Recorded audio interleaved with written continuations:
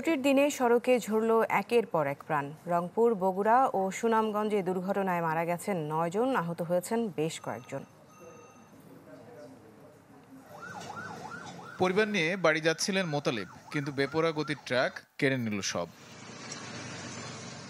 ঘটনাটি রংপুরের দমদমা এলাকার।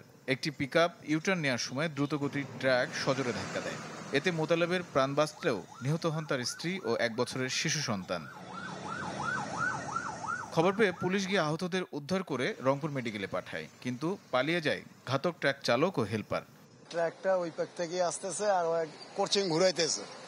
কোচিং ঘুরাইতে যাই মানে ভাড়াম করে লাগিয়ে গেছে অ্যাক্সিডেন্ট। পিকআপের ড্রাইভার ছিল, উনিও আহত, আর বদলি ড্রাইভার হিসাবে যিনি চালাইছিল উনি আহত, আর যিনি একদম পিছিয়ে গেছে আর কি, উনি ছিল মেন ড্রাইভার।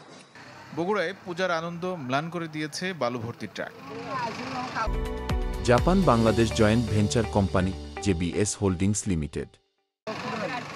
ঢাকা থেকে বগুড়া পৌঁছে অটোরিকশায় বাড়ি যাচ্ছিলেন বিপুল চন্দ্র দাস ও তার পরিবার। এ সময় দুর্ঘটনায় সে ও তার ছেলে বিপ্লব চন্দ্র দাস ঘটনাস্থলেই মারা যান। আহত হন স্ত্রী মমতা রানী ও মেয়ে রূপামণি। তাদের হাসপাতালে ভর্তি করা হয়েছে।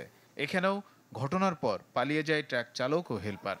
আমি গোবিন্দগঞ্জে নামে গেছি। নামে যাওয়ার পরে আমি নামার পরে ফোন শুনি জুনিয়র সাদাকান্দি ফুলমারি জায়গায় অ্যাক্সিডেন্ট করছে। দাদা আমরা বগুড়া স্টেশন নামছি, আমি বললাম সিএনজি নিয়ে যাবো, কারণ আমরা সিএনজি চড়িচ্ছি। তার 15-20 মিনিট পরেই ফোন দিছে যে অ্যাক্সিডেন্ট করছে। এছাড়া সুনামগঞ্জ সিলেট মহাসড়কে সিএনজি চালিত অটোরিকশা পিকআপ ভ্যান সংঘর্ষে মা মেয়ে সহ ৩ জন নিহত হয়েছেন। ঘটনার পর পিকআপ চালককে আটক করে পুলিশ। আর চট্টগ্রামের চান্দনা এসে নিয়ন্ত্রণ হারিয়ে রাস্তার পাশে পুকুরে পড়ে যায় যাত্রীবাহী মাইক্রোবাস।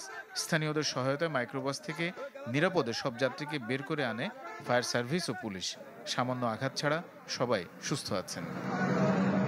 তানিম রহমান, চ্যানেল 24।